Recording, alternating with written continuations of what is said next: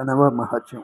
ఒకానొక కాలంలో వాసుదేవుడనే ముని పళని పర్వతం చేరి అక్కడి నుండి దైవమైన కుమారస్వామి స్తోత్రం చేశాడు. అనుగ్రహించి అర్ముకుడు ఆ మునికి దర్శనమిచ్చాడు. వాసుదేవుడు ఆ వేలాయుధునికి మ్రొక్కి, స్వామి, నాకు ప్రణవ స్వరూపాన్ని వివరించు అని కోరగా సుబ్రహ్మణ్యేశ్వరుడు ఇలా బోధించాడు ఆ మునికి.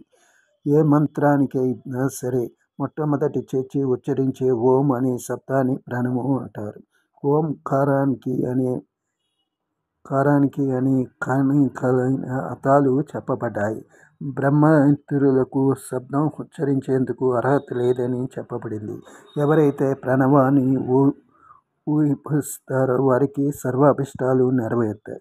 ఈ ఓంకారం సర్వమంత్ర, బిందు, ఇంద్ర, శివరూపాలని 5 రకాలుగా తెలుపబడింది. దీనికి మూలపీఠం ఆకారం. దీనిపై ఊకారాన్ని కలిపి తథాగతానికి మకారం జోడించినట్లయితే ప్రణవం అవుతుంది.